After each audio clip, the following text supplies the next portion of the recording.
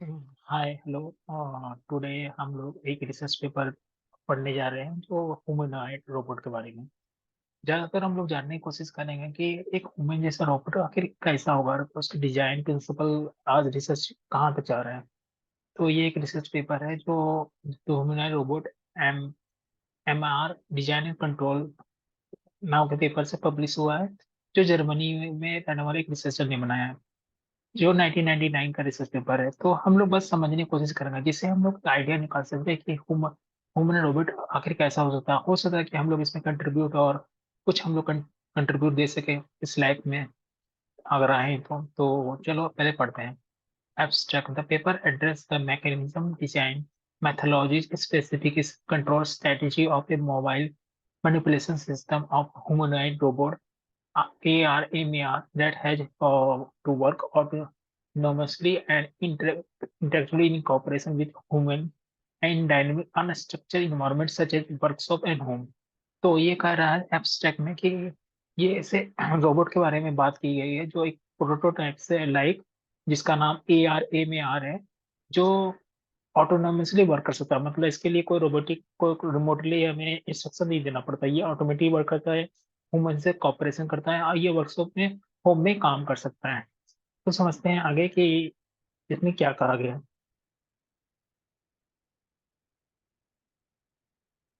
Introduction. Robot is a current generation have been used in field isolated from the human society. They suffer major shortcoming because of their limited ability to for manipulation and interaction with humans. Humanoid robots are expected to exist to work together with human beings in the everyday world, such as hospital, office, and homes, and to serve the need of the elderly and disabled peoples. This robot must be able to cope with the wide variety of tasks and objects encountered in dynamic and structured environment. In cooperation with human beings, so humanoid robot Robert, Robert should be share the same working space and should react human friendly. Therefore, they need to lightweight body, high flexibility, many kinds of sensors, high intelligence. They have to adapt to new situations, capable of performing for tasks, dynamic environment, and their design requires also a high extent of the integration of mechanical, electrical, and computational technologies। तो इसमें पहले paragraph में बात की गई है कि human current generation में फील्ड में एक आइसोलेटेड एक है ह्यूमन सोसाइटी से, जो बहुत सारा चीजों से शॉर्टकमिंग फॉल कर रही है। ये बात सच है कि आजकल जो रोबोट अभी बने हैं ज्यादातर कार मैन्युफैक्चर में या फिर अमेजोन के शॉप में, जहाँ रोबोट्स चीजों को अलग करके पार्सल के लिए तैयार करते हैं, या कुछ रोबोट मशीन का बनाते हैं। तो ये कुछ लिमिटेड है, लेकिन एक ह्यूमनॉइड रोबोट वो होगा जो पूरी तरह से एक ह्यूमन की तरह काम करेगा। मतलब कि ह्यूमन की तरह वो काम वर्क कर सकता है, ह्यूमन की तरह वो काम में हाथ बटा सकता है, लाइक वो डेस्क जॉब कर सकता है वह, या वो लेबर का काम कर सकता है, वो हॉस्पिटल में, ऑफिस में, या घर में काम कर सकता है।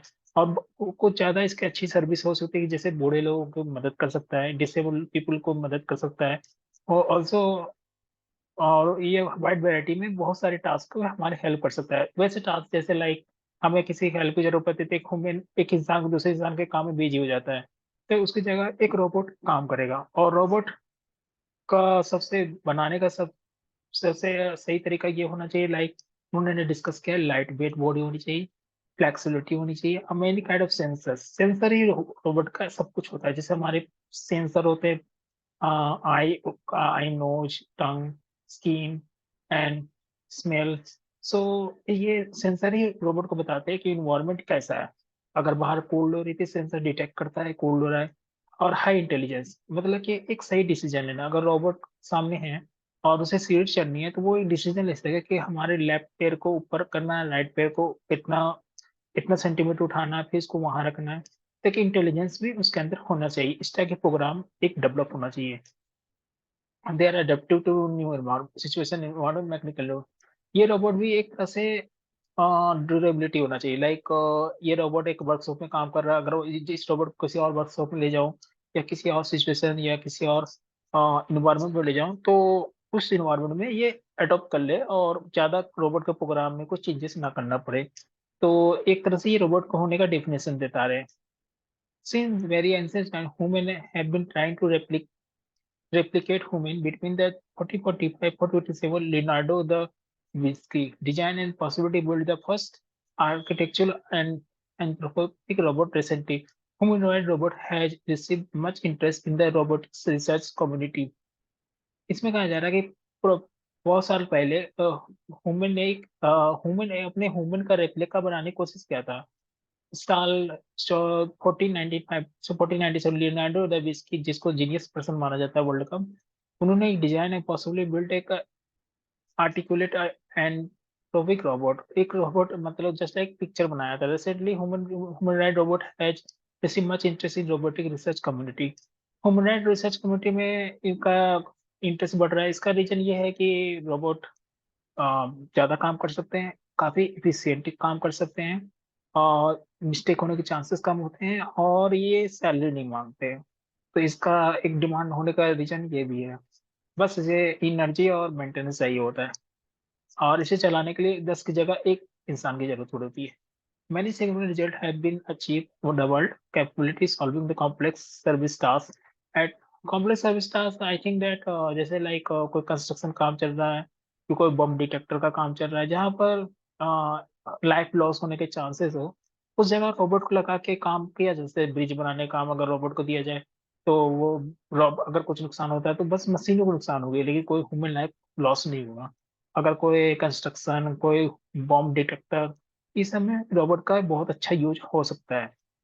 और आज के टाइम में तो आज 2023 है, और इजराइल ये ऐसे रोबोट बना चुका है जो बम को डिफ्यूज करता है विद रिमोट कंट्रोल रोबोट्स। और ह्यूमनॉइड की robot ARMR develop for application like assistant workshop on home environment. जो इनका प्रोटोटाइप से ARMR ये डेवलप किया गया है assistant of workshop and home environment. See the picture one, उन्होंने पिक्चर वन दिखा है, तो चलो देखते हैं।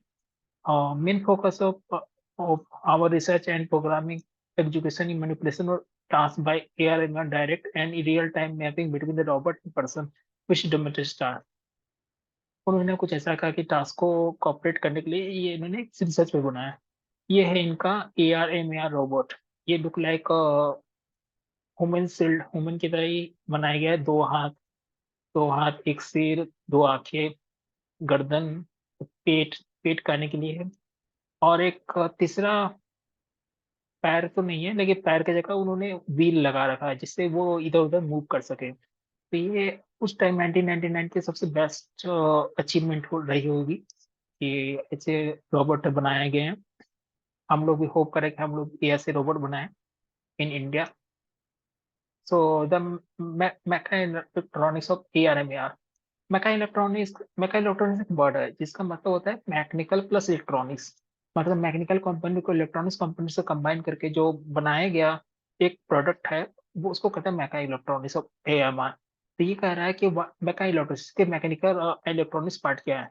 The home robot 25 mechanical degree of freedom, 25 mechanical degree of freedom, and it is consists of autonomous mobile wheel driven platform, a body of 4 degree of freedoms, and two with redundant arm, each having 7 degree of freedom, two simple grippers, head, 3 DOF. Total weight of upper weight 45 kg. This section is describe the mechanics, sensor system and computer architecture in the robots। हाँ, तो ये मैं कुछ robot का mechanical design किया है, लेकिन मुझे नहीं पता 25 mechanical design degree of freedom क्या है। मुझे लगता है 25 डिग्री एंगल वो मूव कर सकता है। इसके बारे में बातें कही, अगर गलत हो तो कमेंट में बताना। और ये ऑटोनॉमी से मोबाइल है, मतलब कि ये अपने मन से अपने तरीके से बिना कोई रिमोट कंट्रोल के इधर उधर जा सकता है। इसके व्हील लगे हुए हैं, जैसे मैंने बताया पिक्चर देख के कि ये इसके व्हील व्हील नीचे लगे हुए हैं। और इसका ये 45 kg का है। और they describe mechanic sensor computer architecture bro. ये सेक्शन में वो मैकेनिकल कंप्यूटर आर्किटेक्चर के बारे में हम डिफाइन करेगा। हम लोग मैकेनिकल कंप्यूटर में बहुत कुछ भूल चुके हैं, बट हम लोग कोशिश करेंगे कि वापस याद दिलाने। तो arms and hand in order to achieve high degree of mobility. Mobility means कि अच्छे से चीजें मूव करवाना, मतलब कि मोबिलिटी मतलब हमें free to move anywhere. Mobile mobility, mobile का मतलब होता है कि आसानी से एक जगह से दूसरी जगह जा सके। To achieve the high degree mobility, to allow the simple and direct cooperation with human, the structure size and shape of and kinematics of arms and torso should be similar to that of human. तो उन्होंने कहा कि अच्छे से mobility बनाने के लिए, अच्छे से डायरेक्शन ह्यूमन के साथ डायरेक्शन और काम करने के लिए, उसके साइज और शेप और काइनेमेटिक्स को ह्यूमन के साइज के बराबर ही बनाने की कोशिश की गई है। यह बनाई ही गई है, कोशिश नहीं की गई। We design two an anthropomorphic और arms. Anthropomorphic I not able to pronunciation, but ये आर्म्स का नाम है। Each having 7 degree of freedom and length of 65 centimeters. 65 centimeter, I think that uh, 12 centimeter, 2.5 centimeter 1 inch. So 2.5 centimeter 1 inch, 2.5, uh, 2 feet, some 2.5 feet. ये इसकी hands का size है। Detail about the mechanics of arm AR reported of 13 currently simple parallel jaw grippers implemented. However, new human right robot have 5 finger lightweight hand and with only one actuator and 21 degree of freedom under the construction of figure. Degree of freedom के बारे में थोड़ा पढ़ना पड़ेगा, इसके बारे में मैं कुछ समझ नहीं रहा हूँ कि इसका मतलब कुछ और भी हो रहा है। The new hand design for an anatomical consistency with the human hand। एक तरह से यहाँ से यह बताने की कोशिश करें कि ह्यूमन के 5 फिंगर, हाथ में 5 फिंगर बनाए गए जैसे ह्यूमन को होते हैं, और काफी लाइट वेट बनाया गया ताकि एक रोबोट को कम से कम एनर्जी हो उसको यूज करने में, क्योंकि ऑल टू ऑल एक मैकेनिकल कंपोनेंट्स है और उसमें सेंसर लगे हुए हैं। अगर उसको ऊपर नीचे करेंगे तो इलेक्ट्रिसिटी जाएगी, तो उसको लाइट वेट बनाना ज्यादा अच्छा होगा ताकि रोबोट को ज्यादा इंस्ट्रक्शन ना देना पड़े एक मशीन से।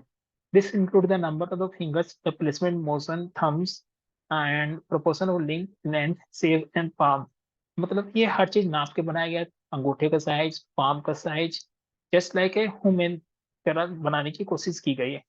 The new hand accommodate automatically the shape of grasp object and it can also ability to perform the most human hand grasping time।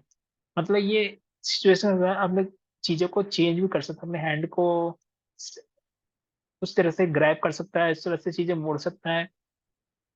इनका कहना ये है। चलो ये समझते फिगर क्या कहता है। Humanoid robot AR, MER and kinematic model and the joint of variables theta ones minus theta seven. ये थीटा वन थीटा सेवन किस बारे में बात की गई ये तो समझ नहीं आ रहा। Arm the degree of freedom Sai 1 Sai 4, Sai 1 Sai 4। Okay, इसके डीपर बात के बारे में बात की जा रही।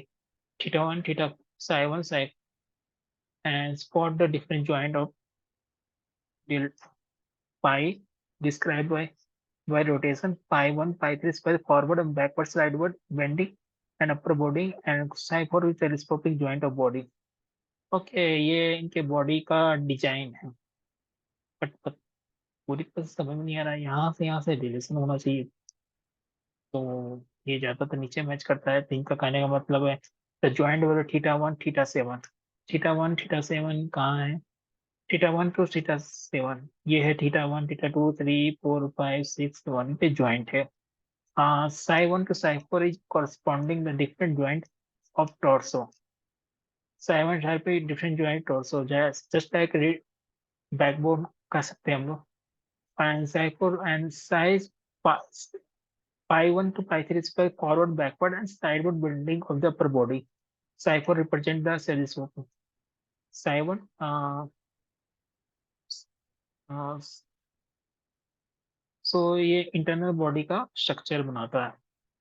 ज्यादा कुछ समझ में नहीं आया, लेकिन मैं समझूंगा तो अपडेट करूंगा इस वीडियो में। मैं भी आपकी तरह पढ़ी रहा हूँ।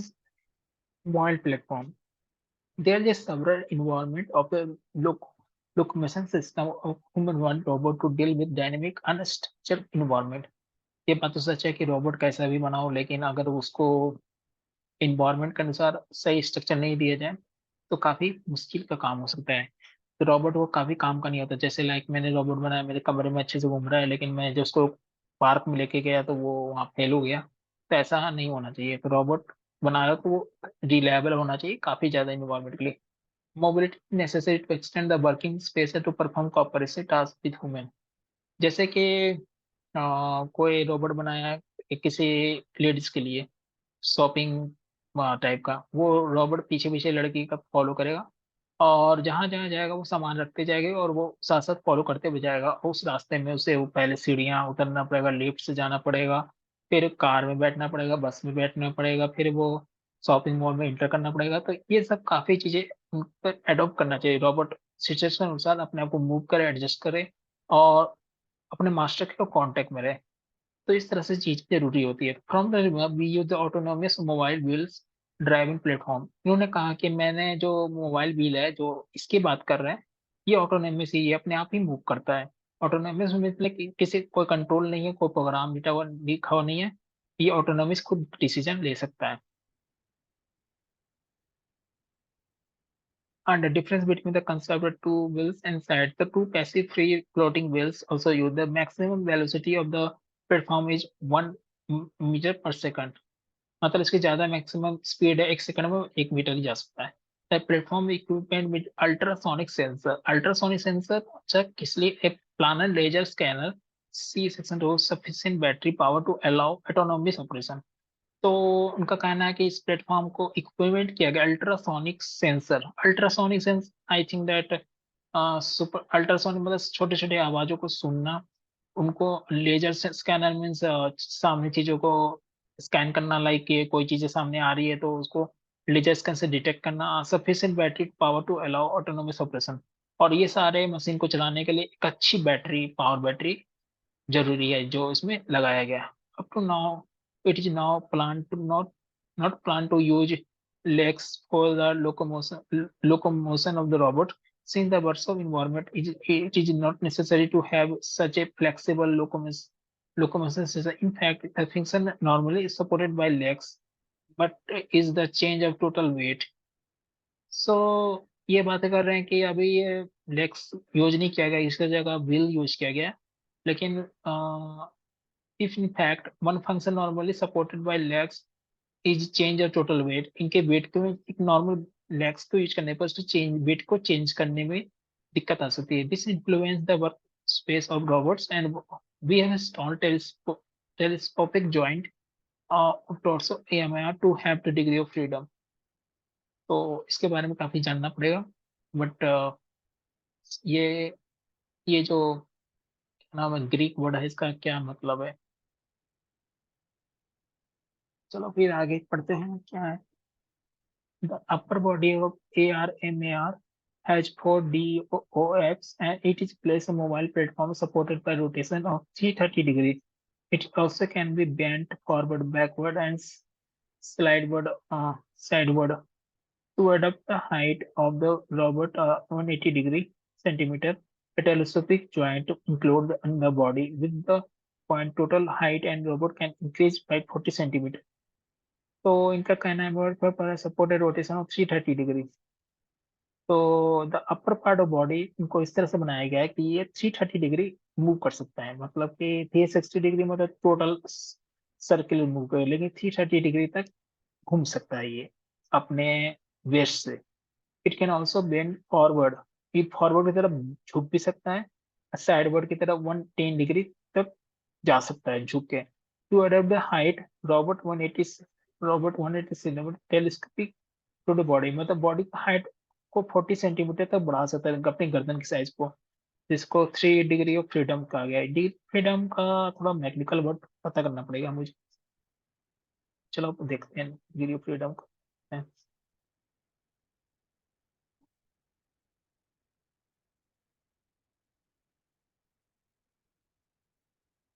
Freedom degree of freedom is related to Robert's arms is an independent joint that can provide freedom of movement of manipulator either by rotations और ट्रांसलेशन। जो मैं सोच रहा था वही है कि उसको फ्रीडम, डिग्री फ्रीडम मतलब थ्री थ्री वे में वो मूव कर सकता है, 3 डायरेक्शन में मूव कर सकता है। सेंसर सेंसर रोबोट का सबसे मेन पार्ट्स होता है। सेंसर देखते हैं क्या है। Sensor system consists of the angle encoder for each joint, adjusts resolution of 0.1 degree, the current as well as the voltage. Each motor and are measured and determined by special power electronic card for gripping various kind of object artificial skin to place inner side grippers. It is realized measuring the electrical resistance of the conducting rubber and that is divided into several field of area to detect the environment. The stereo camera is fixed to head AMR and additionally it is planned to include stent gauge on different. तो ये उन्हीं की बात कर रहा है कि robot को इन्वायरमेंट को आइडेंटिफाई करने के लिए सेंसर होना चाहिए। तो यहाँ पर बताया गया कि उन्होंने एक जगह कैमरा लगाया जो फिक्स किया गया हेड के जो आंख से करता है, जैसे हमारे आंखें डिटेक्ट करती है। लेकिन और भी सेंसर लगाए गए जो लाइक हीट डिटेक्शन, बहुत सारे इन्वायरमेंट डिटेक्शन, नॉइज डिटेक्शन। तो इससे रोबोट का वर्क होता है। अगर रोबोट इन्वायरमेंट को नहीं पहचानेगा तो प्रोसेसर प्रोसेसिंग नहीं कर पाएगा, सही रिजल्ट डिसीजन नहीं ले पाएगा। जस्ट लाइक टेस्ला कार, एक गलत सेंसर की वजह से वो कार एक्सीडेंट कर जाती है, ऑटोमेटिक से कार। तो ये काफी चीजें रिस्की चीज होती है और काफी ज्यादा काम करने लायक चीज है। तो sensor is mobile platform include 8 ultrasonic sensor. Ultrasonic मतलब कम आवाज से भी कम टाइम में सेंसर ये काम करती है। और ये plant laser scanner, both type sensor are use for collision free navigation. ये दोनों सेंसर यूज करते हैं कोलाजन फ्री नेविगेशन। तो अभी 15 मिनट्स हो गए हैं और मैं काफी थक गया हूँ, तो आज के लिए डिस्कशन कल नेक्स्ट वीडियो में इसको और आगे बढ़ाएंगे। थैंक्स। और आप कमेंट ऐड करें ताकि हम लोग एक अच्छी कम्युनिटी बना सके रोबोट डेवलपमेंट में इन इंडिया।